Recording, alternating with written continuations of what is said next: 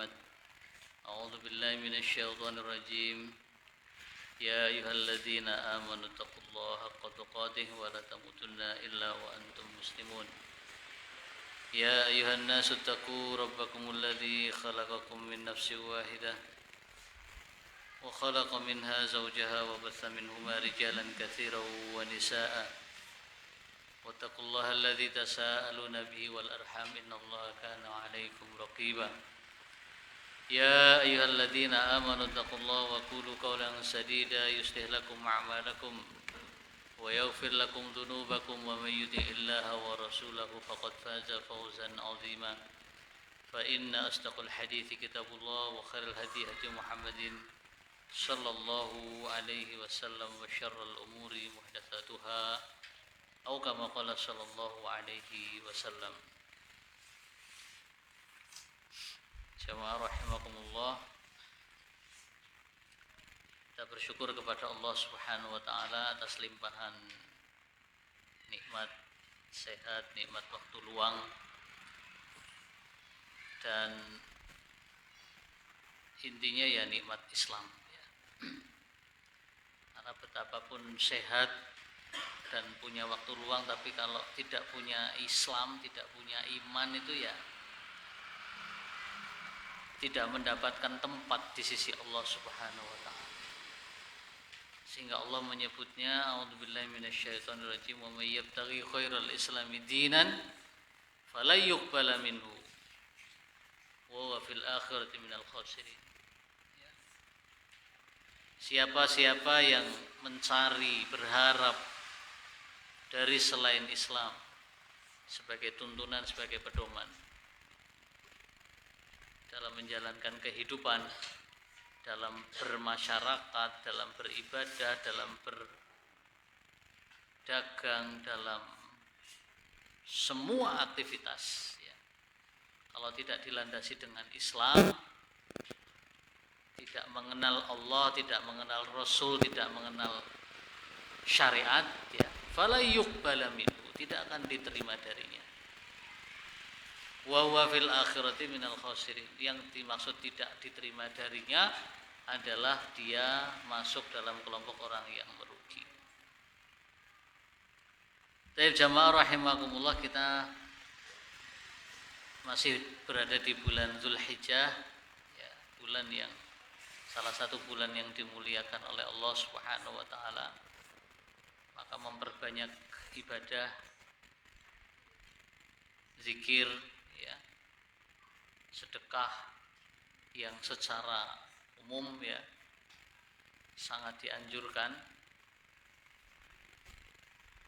Adapun ibadah yang ditentukan waktunya seperti puasa Arafah, insyaallah kita akan melaksanakannya pada tanggal 26 Mei bertepatan dengan 9 Zulhijjah insyaallah. Bab berikutnya, orang yang masbuk. Masbuk ini dari kata-kata sabaqo ya, mendahului. Masbuk yang didahului, artinya dia tertinggal. Maksudnya tertinggal dalam sholat berjamaah ya. Kalau sendirian dia tidak ada masbuk, pengijenan. Masbuk ini istilah untuk orang yang berjamaah. Jadi saya punya cerita di daerah Tengger, di wilayah Senduro sana. Itu ada mualaf-mualaf yang memang tidak mengenal Islam ya, karena yang diajarkan keyakinannya Hindu ya. Setelah ada sejumlah dai, diantaranya dari Dewan Dakwah awal-awal dulu, itu datang ke sana menyampaikan bahwa kalau ada orang mengucapkan salam maka dijawab Waalaikumsalam. Pokoknya nek jenengan krungu wong salam, yo jawab dengan Waalaikumsalam. Nah, terus datang waktu zuhur di rakaat terakhir, imam kan terus mengucapkan salam. Assalamualaikum, lah cuma ngomongin jawab Waalaikumsalam. Ya ini karena memang tarbiyah di awal ya, belum. Pokoknya jenengan melu gerakan itu wis ora usah ngucap apa-apa. Tapi sebelumnya sudah ada prolog. Nek ketemu wong ana wong mengucapkan salam itu dijawab Waalaikumsalam. Lupa kalau terus praktek sholat ini mumpung zuhur ayo udah sholat jamaah. Gitu. Akhir sholat mengucapkan salam dijawab Waalaikumsalam. Ya, ajarannya tidak salah, cuman penerapannya itu yang belum dijelaskan ya. Nah, nek wayahe sholat, nah itu baru diterangkan. Ya gara-gara imamnya ini yang sudah memberikan pengetahuan, karena untuk menyapa orang Assalamualaikum itu kan paling enak. Ya.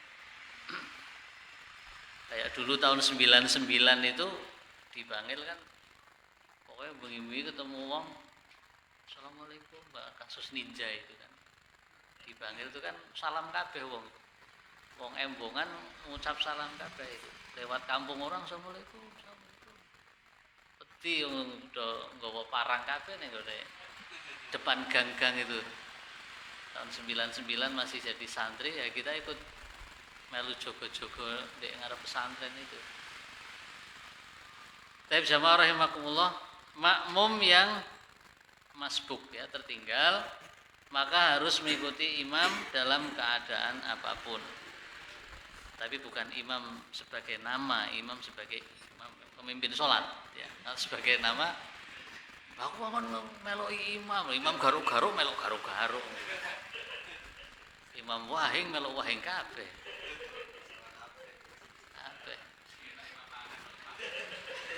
Enak ya.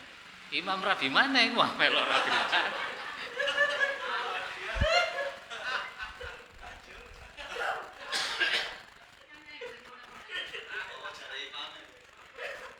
Iki mau sama ngomong anak pesantren loh. Ustaz ku nek nyandano omong-omongan imam pesantren guyon Ram.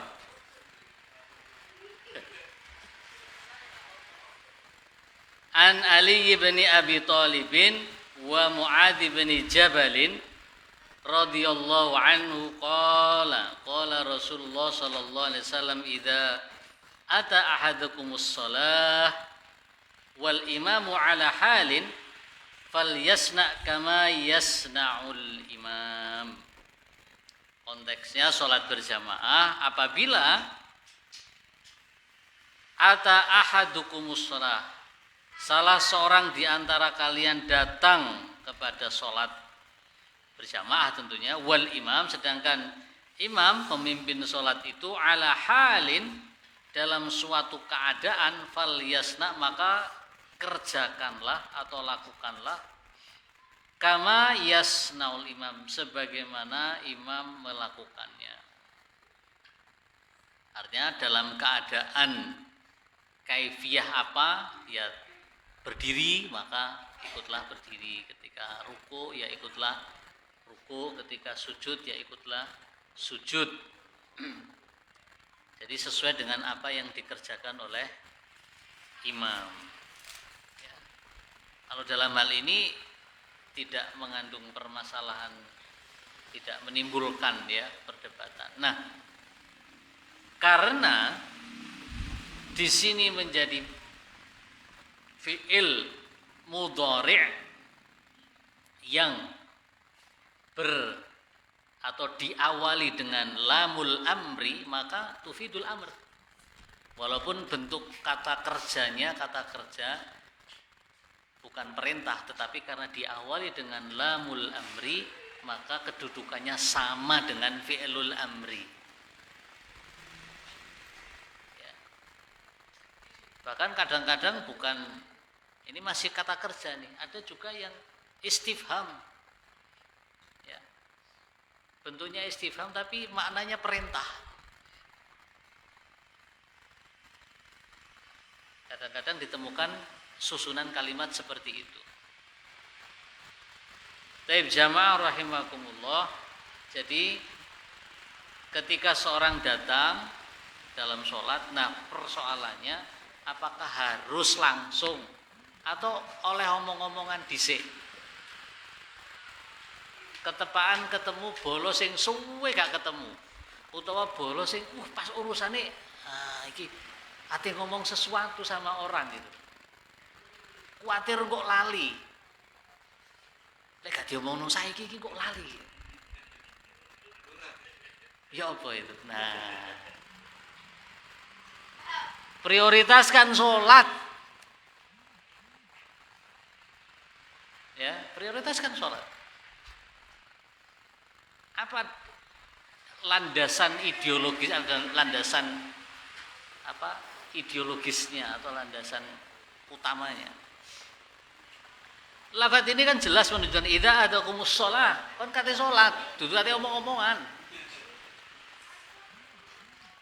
Ini salah satu ya bagian dari upaya setan mencoba ini membisikkan. Kok lali. Jadi seakan-akan nanti gara-gara sholat kita lupa. Itu bahaya. Padahal sholat itu yang akan membuat kita ingat. Dan Allah akan memberikan lebih dari itu. Ya skala prioritasnya sudah jauh lah. Ini urusan omong-omongan karo wong. Loh ini omong-omongan bab sholat Ustaz. Waduh, golek-golek lah ini. Sudah sholat, utamakan sholat. Ya, karena dilihat dari nasnya saja, idza atukumus shalah, kalau kamu kecuali kamu datang ke masjid mau resik-resik masjid apa-apa. Bersih-bersih masjid, tapi budalo rada isu, aja mepet-mepet komat. Baru berangkat pengen resik-resik masjid, pengen ngepel-ngepel, pengen nyapu-nyapu.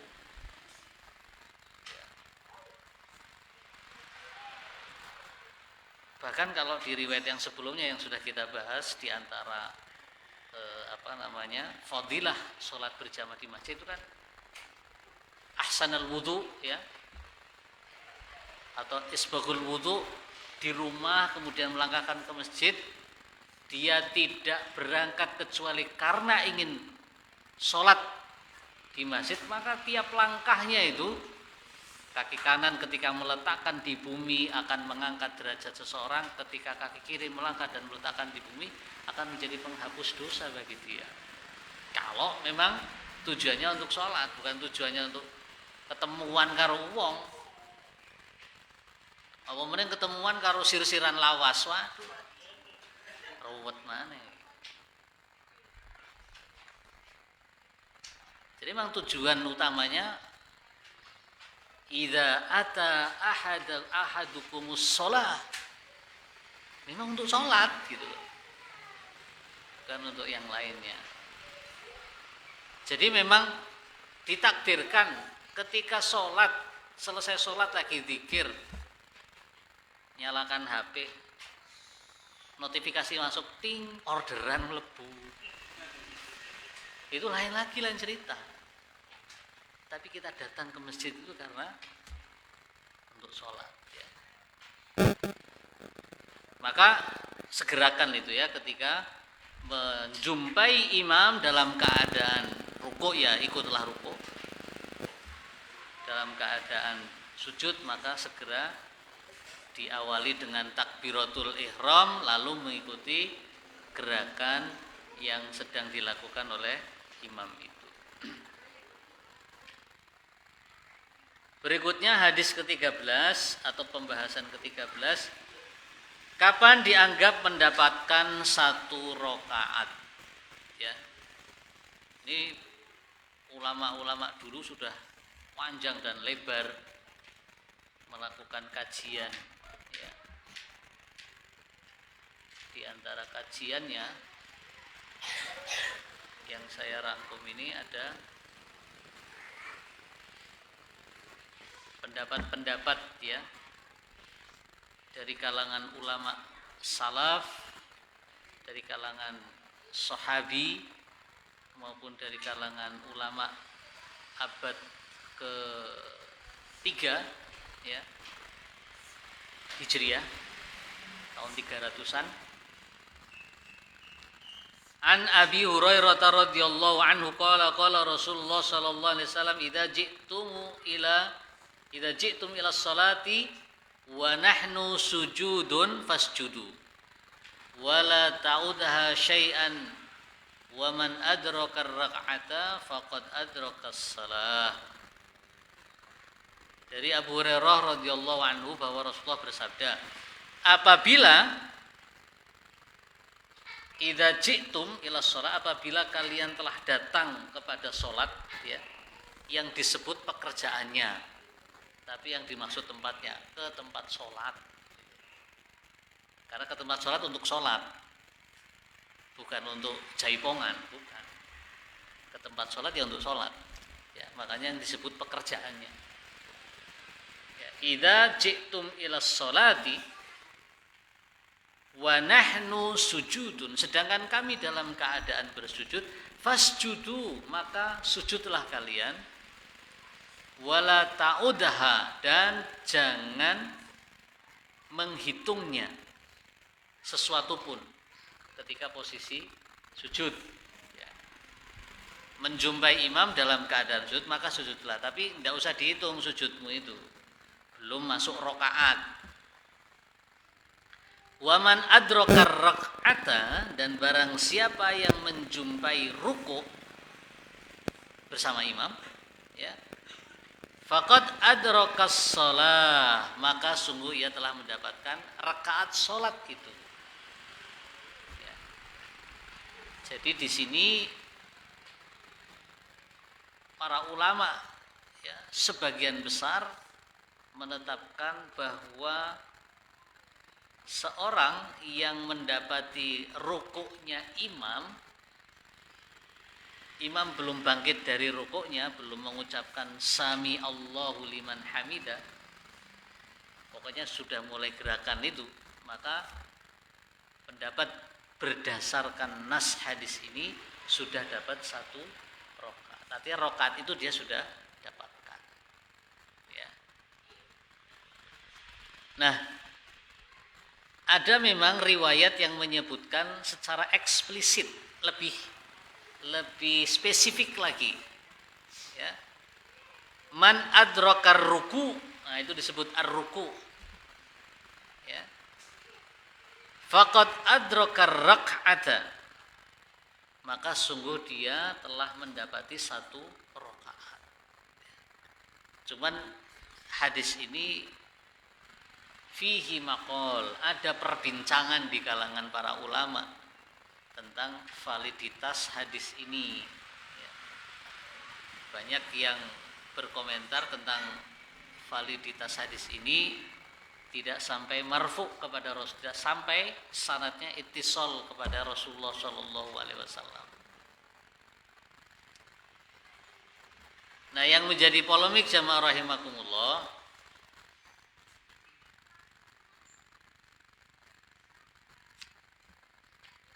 riwayat yang menyebutkan man adraka rak'atan minas salati faqad adrakas shalah ya, yang menguatkan tadi bahwa siapa yang mendapatkan rakaah, di sini kemudian muncul 2 pengertian. Ar-rakaah itu bimakna ruku atau ar-raka'ah itu bimakna rakaatnya itu.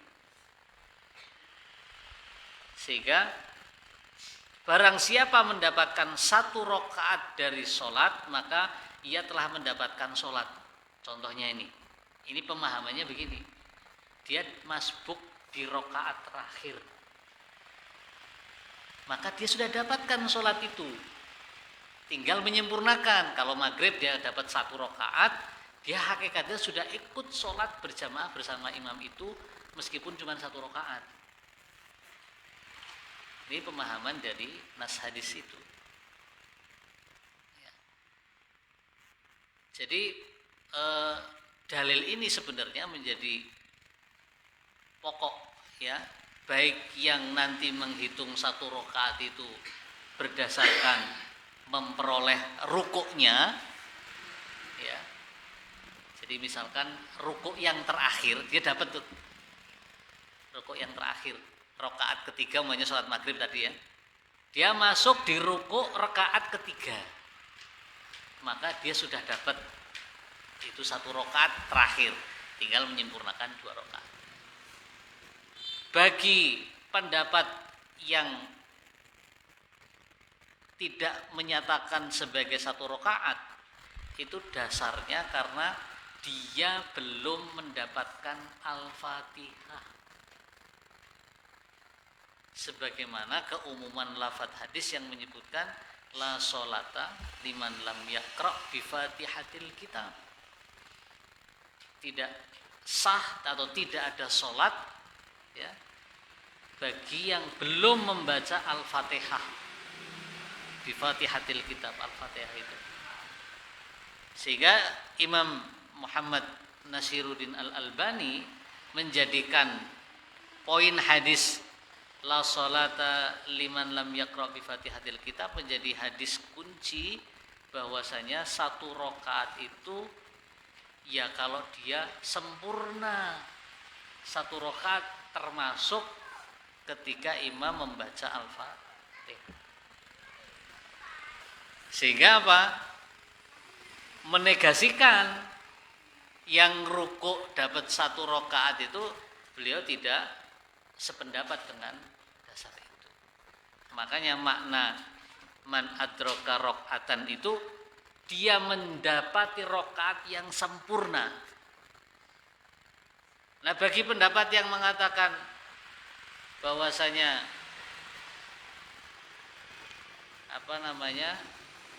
orang yang rukuk, ya, itu berdasarkan hadis, di antaranya riwayat yang sampai kepada sahabat, artinya hadisnya mauquf. Hadis mauquf itu perkataan atau perbuatan yang diucapkan atau dilakukan oleh sahabat Nabi Shallallahu Alaihi Wasallam. Ya. Meskipun ini kemudian kedudukannya sebagai athar, ya. Sebagian kemudian menjadikan hadis ini sebagai penguat bahwa dianggap rukuk atau mendapati 1 rukuk itu sempurna, ya, maka itu menjadi 1 rakaat bagi dia. An Abi Bakrata radhiyallahu anhu, dari Abi Bakrah semoga Allah meridhoinya, annahu intaha ilan nabi, dia pernah datang, ya, kepada Nabi, wa waraqiun faraka'a, sedang beliau raqiun dalam keadaan rukuk, faraka'a qabla ayyasila ila shaffi, sebelum nyampe shaf dia ikut rukuk, ya. Fadzakara dzalika lin-nabi, lalu peristiwa tadi diceritakan kepada Nabi sallallahu alaihi wasallam.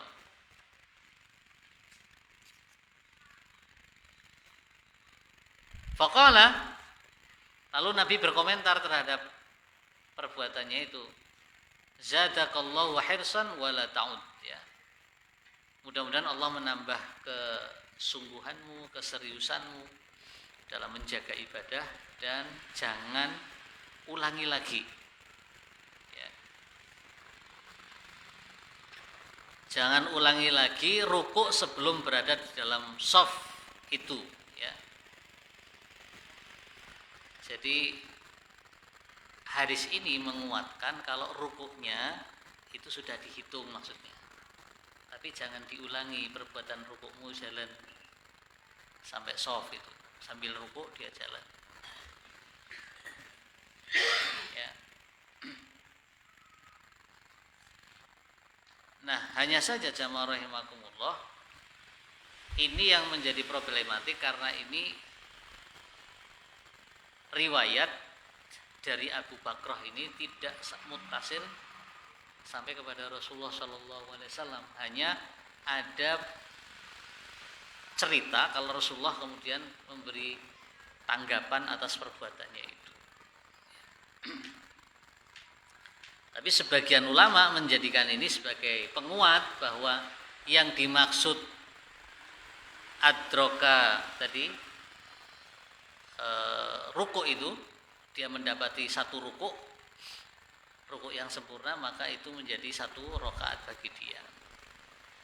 Nah, asar berikutnya dari Atha An-Naus sami'a ibnul Az-Zubair, Abdullah bin Zubair ya, alal mimbar, di atas mimbar, yaqulu, Abdullah bin Zubair mengatakan, idza dakhala ahadukumul masjid.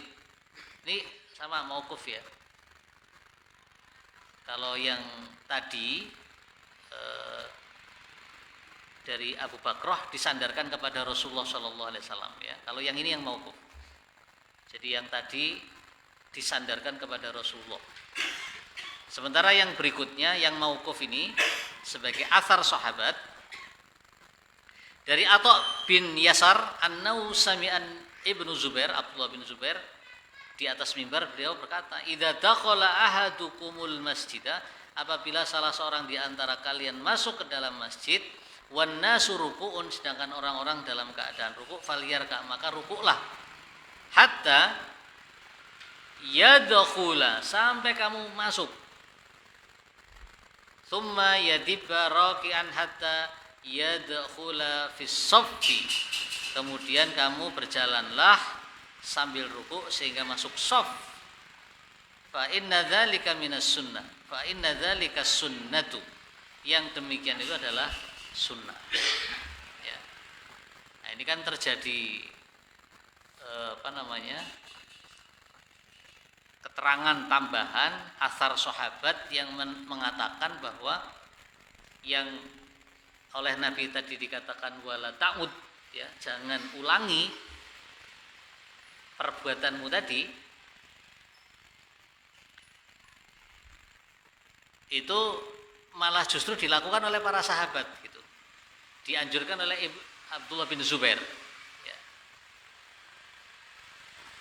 Tapi pendapat yang lain jamaah rahimakumullah, ini yang kemudian juga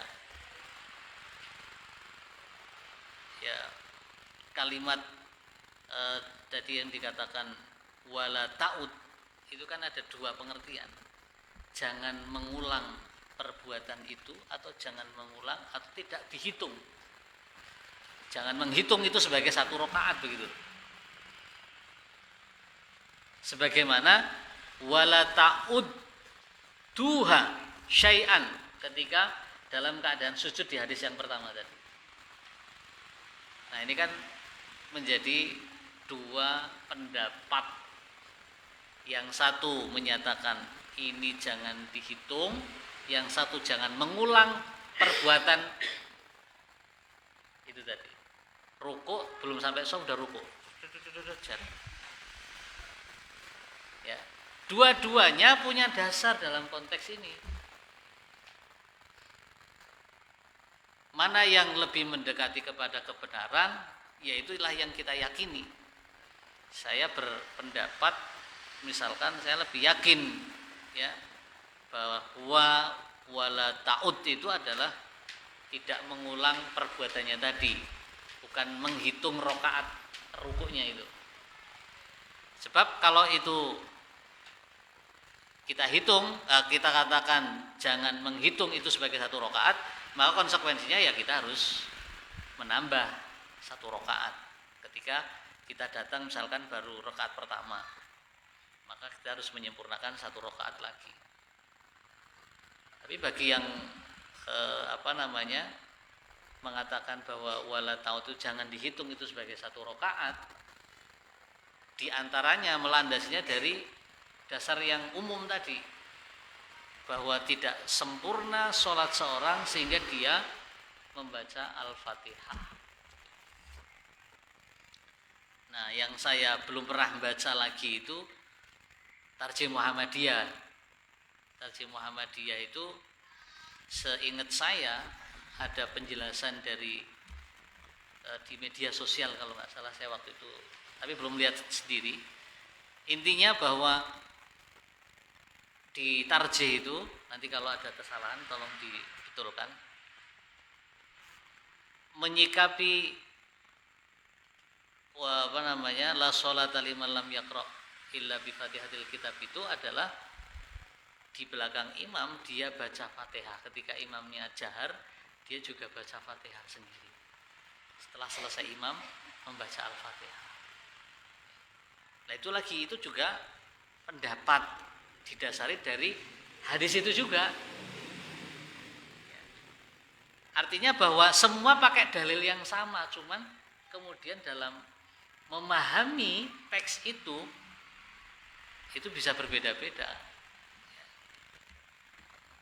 Di pesantren Persis memahami la sholata illa bi fatihatil kitab, lima lam yaqra bi fatihatil kitab itu mutlak sudah. Tidak sah sholat seorang kalau tidak sempurna bacaan Fatihahnya.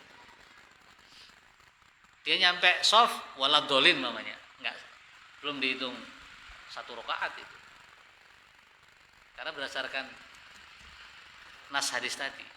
Ya. Lalu bagaimana dengan yang hadis ini? Ya ini juga kalau dimaknai wala ta'ud itu jangan dihitung itu. Bukan wala ta'ud, jangan ngulangi merangkaknya tadi itu. Wala ta'ud ini jangan dihitung itu. Sebagaimana wala ta'ud di hadis yang pertama, wala ta'udduha syai'an. Jangan dihitung itu. Ketika kamu dapati sujud, jangan dihitung itu sebagai satu rakaat, ya. Karena di kalimat berikutnya waman adrakar rakaata faqad adrakas shalah, ya. Dan barang siapa yang mendapati satu rakaat utuh penuh, maka dia telah mendapatkan sholat itu secara sempurna, meskipun dia mungkin harus menyempurnakan 2 rakaat yang belum dia sempurnakan, tapi dia sudah dapat jamaah sholat itu. Ya. Apa sih ruwet-ruwet itu? Apa jenenge? Sholat sing diurusi apa gak ono ngurusi luar angkasa ta? Lah karena ini memang jamaah rahimakumullah, ini penting, ya. Ini penting karena Allah Subhanahu wa taala akan menghitung pertama kali dari amal-amal taat kita itu adalah sholat kita. Ya kalau sholat kita tidak beres, ya, maka Nabi Shallallahu Alaihi Wasallam menyebut nih, inna awwala ma yuhasabu bil abdu yaumal qiyamati min amalihi sholatahu. Sesungguhnya yang pertama akan dihisab dari seorang hamba pada hari kiamat dari amalnya, amal-amal taat maksudnya, sholatahu, sholatnya. Fa'in soluhat faqad aflaha wa anja. Kalau sholatnya bagus, baik, faqad aflaha, sungguh ia telah beruntung, wa anja, dan dia selamat, sukses, ya. Selamat kok, ya, sukses. Kalau sholatnya bagus, maka dia aflaha wa anjaha. Jadi barometer kebaikan seseorang itu kelak di yaumil qiyamah sholatnya. Jadi kenapa kita harus serius, ya, dalam beribadah, wabil khusus sholat, ya karena itulah yang akan menjadi barometer awal gitu. Nek sholatnya wis gak beres, waduh alamat ini. Kalau sholatnya beres, aflaha wa anja, meskipun juga ada nih orang-orang yang sholat tapi sholatnya dipertanyakan. Ya, jaa yaumal qiyamati bisyamin wa sholatin wa zakatin. Ada orang yang datang di hari kiamat itu dengan membawa pahala sholat, zakat, puasa. Orang ini sholat, orang ini zakat, orang ini puasa. Ya, wa qad jaa bi qadzafun atau qadzafa hadza. wa qad jaa qadhafa hadza, lalu dia datang juga membawa dosa menuduh dengan tuduhan palsu, tuduhan fitnah kepada orang lain. Jadi dia datang membawa pahala-pahala ketaatan, sholat, zakat, puasa, ya. Tapi dia datang juga membawa qadhafa hadza wa akala mala hadza, makan harta orang lain. Kalau saya makan harta yang buat untuk saya, bukan untuk orang lain. Kira-kira gawe imam apa gawe aku? Soalnya imam memang cedek-cedek ini.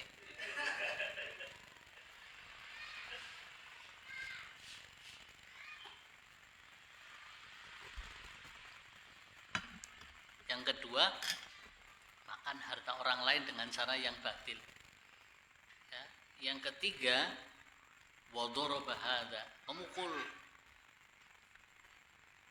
wasyatama hadza, mencaci, memaki orang lain, wasafku dama hadza, dan wasafaka dama hadza, menumpahkan darah orang lain. Ada 5 itu. Dia sholat, zakat, puasa, tapi mengerjakan 5 kedzaliman kepada orang lain.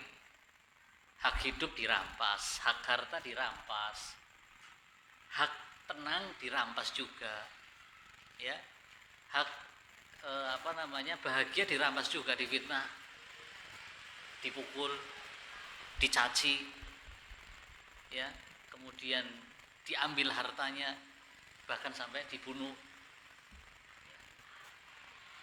macam-macam. Lalu ketika kedzaliman itu tidak tercukupi, tidak sebanding, walam yuqdu alaihi, tidak bisa menutupi dari ibadah-ibadah tadi, sholatnya, zakatnya, puasanya, tidak bisa nutupi kejahatan dia, kedzaliman dia, maka dia diseret, dilemparkan ke dalam api neraka. Padahal dia bawa pahala sholat, zakat, puasa. Makanya ketika Rasulullah SAW mengajarkan tentang orang yang terkonfirmasi menjadi orang yang baik itu nanti di hari kiamat, ya, ketika dia dihisab sholatnya itu, lo ternyata fa'inin taqasa min faridatihi, kalau ada kekurangan dari kewajiban dia, ya ini problematiknya kan ini,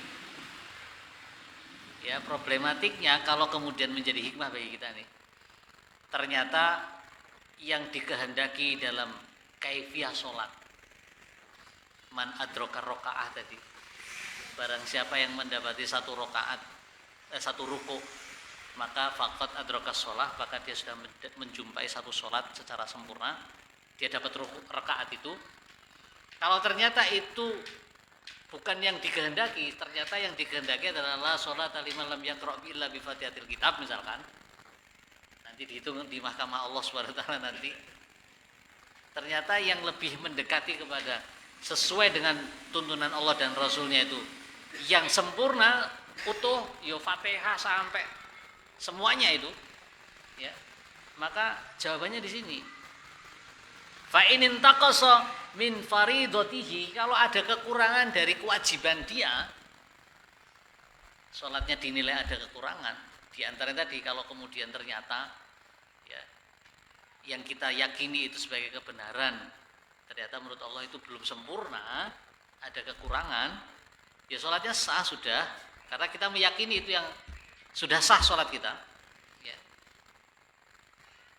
Syai'un, sesuatu dari kewajiban itu,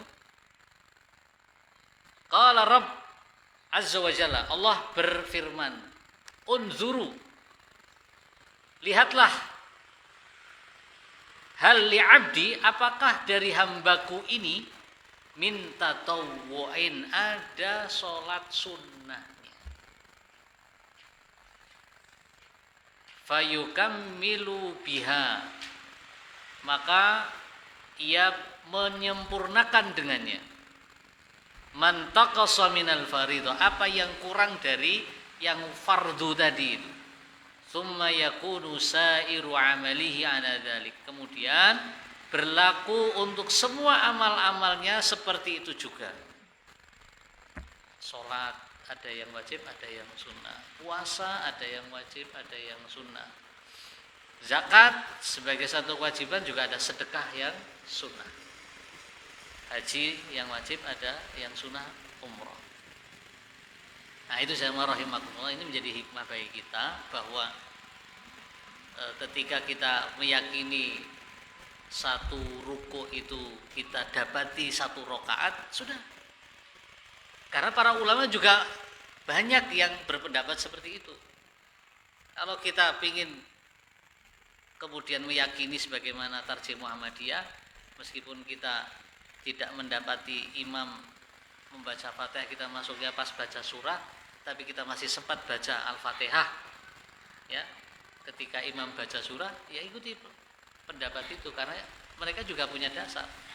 Ketika santri-santri pesantren persis ya berpedoman la sholata liman lam yaqra illa bi fatihatil kitab, tidak sempurna sholat seorang kecuali dia sempurna baca Fatihah, yaitu pendapat dia.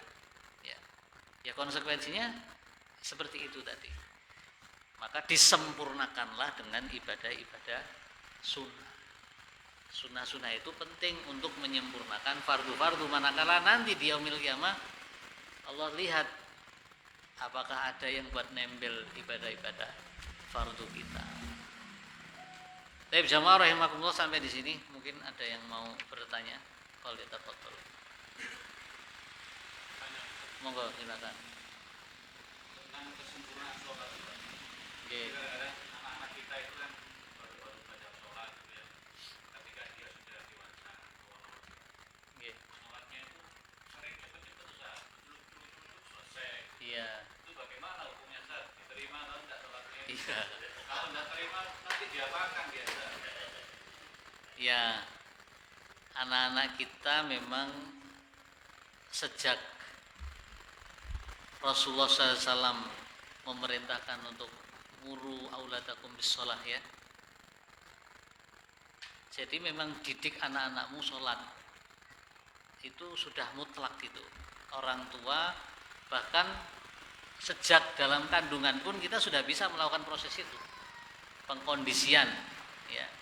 Ketika istri hamil di pusat-pusat perutnya bilang Umi mau sholat itu, walaupun secara verbal tidak mungkin dia menjawab nggih gitu ya, orang mungkin. Suara opo gitu. Ya itu sebenarnya menurut Profesor Abdul Hafid Bajamal, dokter spesialis saraf di UNER ya, sejak 2 pekan kehamilan itu bayi sudah merespon rangsangan dari luar, apakah rangsangan fisik, rangsangan verbal, rangsangan panas dingin, cuaca dan sebagainya, itu sudah terpengaruh gitu. Makanya orang tua ya memang kalau sejak dalam kandungan itu stimulusnya harus yang positif gitu. Lek stimulusnya ngrungokno dangdut koplo ya kira-kira kok dadine seneng karo iku. Angel tuturane iku. Iya. Apa meneh begitu ya. Itu saraf itu tumbuh dengan rangsangan dari luar itu sudah. Nah, pertanyaannya kan tahapan-tahapan itu kalau baru dilakukan ketika dewasa ya memang berat ya. Maka ketika itu secara dohirnya sudah menunaikan sholat ya, ya secara dohir ya sah sudah. Nah sekarang level berikutnya, kalau kita masih memiliki anak-anak yang usia-usia anak dan menjelang remaja, ya harus dituntun betul itu ya, dituntun betul tumak-ninah terutama. Kan yang paling buruk itu pencuri sholat, yang taltul wud Allahu Akbar. Taltul, Assalamualaikum. Kayak siapa ceramahnya Anwar Zahid itu ya. Dia sendiri menyadari itu, beliau menyadari kalau sholat yang kayak begitu itu tidak tumak ninah belas itu. Padahal itu rukun tumak ninah.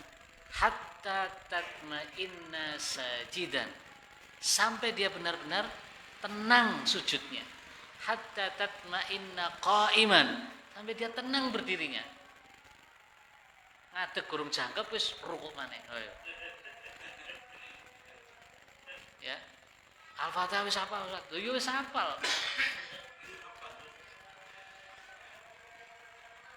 Jangan sampai kalah sama ada orang yang setengah waras itu di trotoar, bajunya compang-camping, sholat Pak, sholatnya tenang gitu. Di trotoar madhepe ngetan. Ya.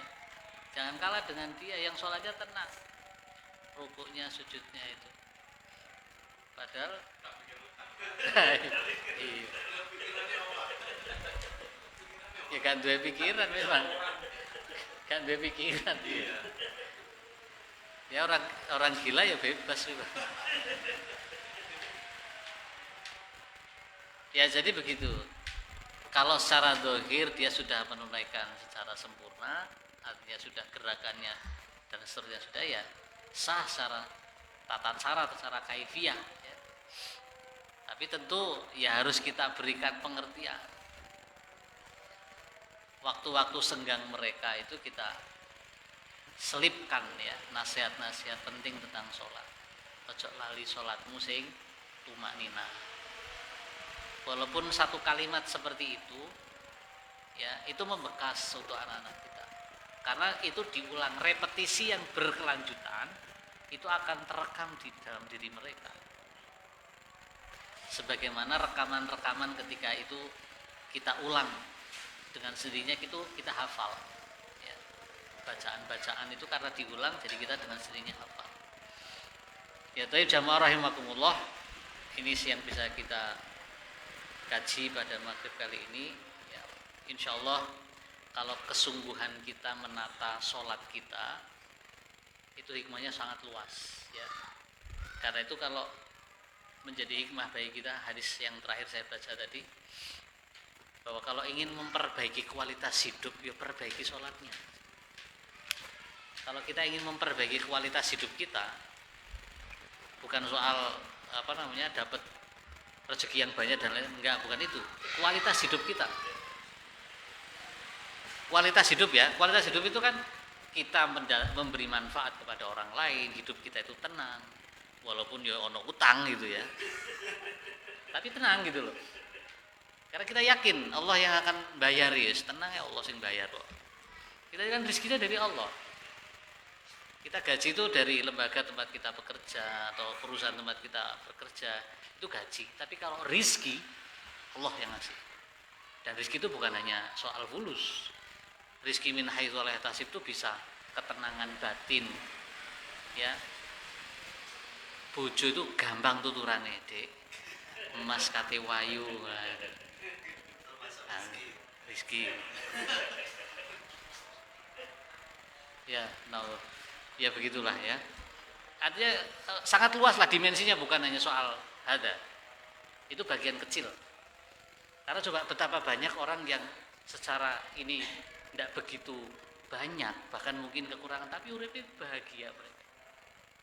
Betapa banyak orang yang bisa bercengkrama dengan anak istrinya di kolong jembatan. Ya. Untuk duwe properti babar blas ibu. Babar blas, tapi dia masih bisa. Ya, banyaklah ya, dimensinya sangat luas. Ketika kualitas hidup kita itu baik ya, hubungan kita dengan Allah itu, pastikan hubungan kita dengan Allah itu baik gitu. Baik, kita akhiri dengan memohon ampunan kepada Allah Subhanahu wa taala. Astaghfirullahaladzim li wa lakum. Kita tutup dengan kafarah majlis. Subhanakallahumma bihamdika asyhadu an la ilaha illa anta astaghfiruka wa atubu ilaik. Assalamualaikum warahmatullahi wabarakatuh.